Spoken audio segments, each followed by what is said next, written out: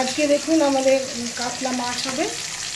এটা হালকা জিরে বাটা দিয়েই হবে, জিরে ধনে বাটা দিয়েই হবে, কিন্তু খুব মাখা মাখা টাইপের হবে। এই মাছটা দেখুন, ছেলের সকালে রান্না হয়ে গেছে, সে নিয়ে চলে গেছে। এখন আমরা 4 জন আছি, 4 জনের ওই জন্য 4 পিস করা হচ্ছে। এই মাছটা রান্নাটা দেখতে থাকুন, এরপরে আপনাদেরকে কি রান্নাটা কি দেওয়া হচ্ছে দেখাচ্ছি। এই যে কড়াইয়ে তেল দেওয়ার পর জিরে ফোড়ন দিয়ে এই পেঁয়াজটা ভাজা হচ্ছে। কড়াইটা জানেন তো খুব পাতলা হয়ে গেছে, ওই জন্য পুড়ে যায়। প্রত্যেক দিন এত মাজা হয় আর একটুখানি রান্নার পরই পুড়ে যায়। একটা নতুন কড়াই কিনতে হবে।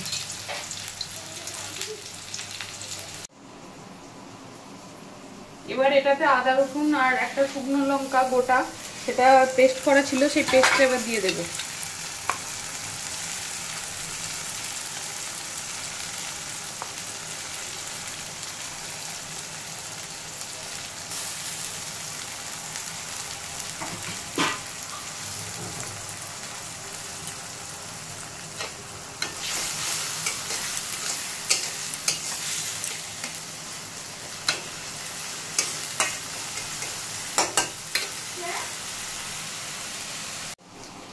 এরপর এটা টমেটো দিয়ে দেবো, টমেটো কোচানো আছে, সেই টমেটো কোচানোটা দিয়ে দেবো। তারপর দেবো হচ্ছে 1 চামচ জিরে গুঁড়ো,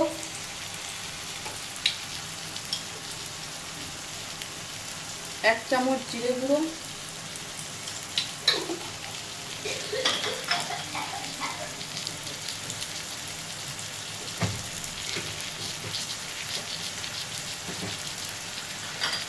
হলুদ,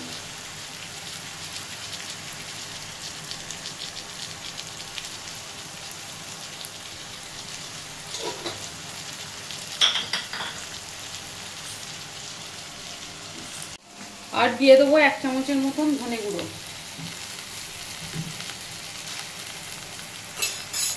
নুনটা দিয়ে দেবেন, নুনটা স্বাদ মতন, যেমন যাদের খাওয়া হয় সেরকম অনুযায়ী দিয়ে এটাকে একটুখানি কষাবো।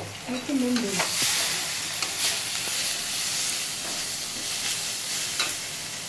অল্প একটু জল দেবো, কারণ গুঁড়ো মশলাগুলো দেওয়া হয়েছে। গুঁড়ো মশলাগুলো গুলেও দিতে পারেন একসঙ্গে।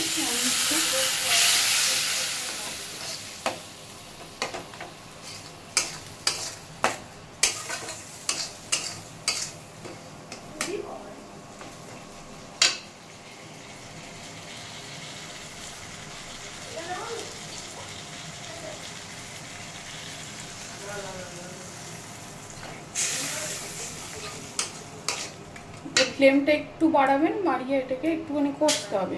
তারপর যখন মশলাটা তেল ছাড়বে তখন মাছগুলো দেওয়া হবে। এই যে দেখছেন, এরপর মশলাটা থেকে তেল ছাড়ছে, এরপর এটায় জল দিয়ে দেবো।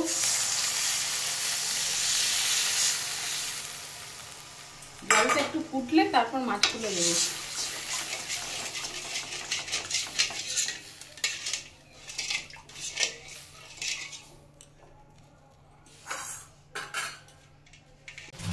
মাছগুলো এবার দিয়ে দেওয়া হয়েছে, তো মাছ এবার ফুটবে অল্প একটুখানি, তারপর নামিয়ে নেওয়া হবে।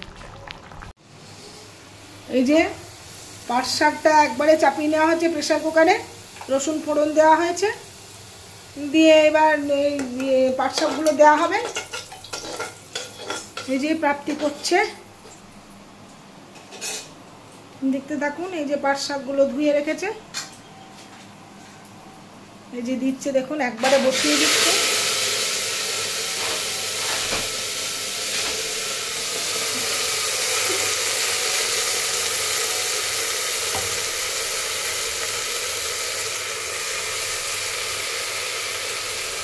দেখতে থাকুন।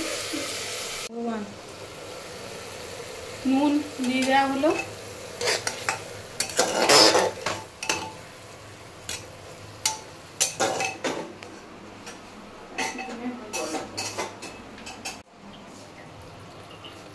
এবার পাট শাকে জল দিয়ে দেবো। জল দিয়ে এরপর আপনাকে সিটি দিতে হবে। 3-4টে সিটি দিয়ে দিলি রেডি হয়ে যাবে।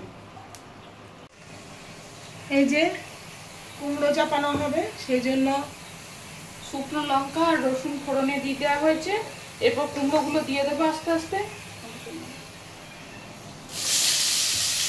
আর অন্যদিন এর সঙ্গে ছোট ছোট করে আলু কেটে একবারে দিয়ে দেওয়া হয়, কিন্তু আজকে আমাদের কালকের গতকালের কিছু আলু সেদ্ধ রয়ে গেছে, গোটা আলু, তো সেইটাই দেবো বলে আজকে আলু এর সঙ্গে মেশাইনি। শুধু কুমড়োটা আগে সেদ্ধ হয়ে যাওয়ার পর তখন আলুটা দিয়ে আবার একবার ভাজবো।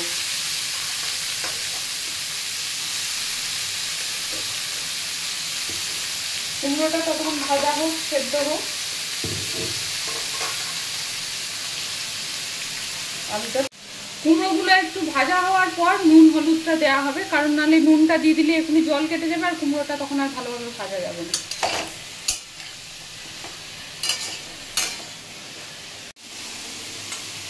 এই যে মাছ হয়ে গেছে, এখানে ভাত হয়ে গেছে, ভাতও রাখা আছে করা। আর এই দিকের ওভেনে পাট শাকটা চাপিয়েছি আর এইদিকে কুমড়োটা হচ্ছে। এই দুটো হয়ে গেলে আজকে রান্না কমপ্লিট, তারপর একদম লাঞ্চ হবে। এই যে কুমড়োতে এবার নুন দেবো,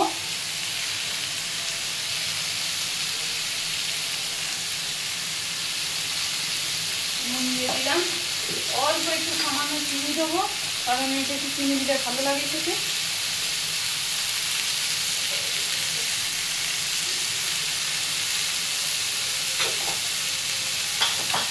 আর হলুদ দিয়ে দেবো, বাস। আর কোনো অন্য মশলা ব্যবহার করবো না, কারণ রসুনটা নিজস্ব একটা ফ্লেভার বেরোবে, তাতেই এটা খেতে খুব সুন্দর হয়। আপনারাও বাড়িতে ট্রাই করে দেখবেন, দিয়ে তারপর আমাদেরকে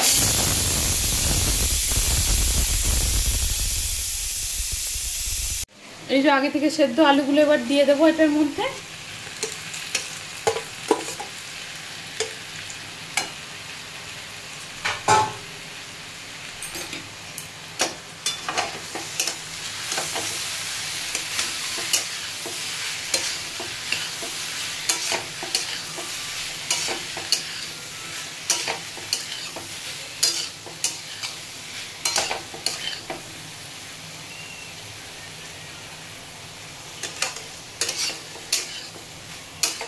এরপর এটাই জল দিয়ে দেবো।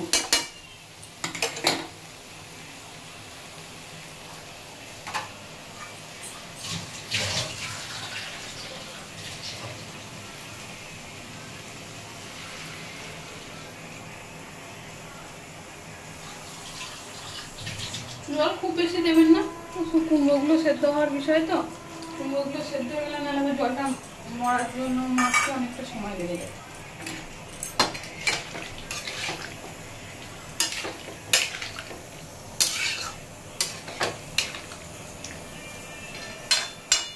ঢাকা দিয়ে দেবো, ঢাকা দিয়ে দেবো।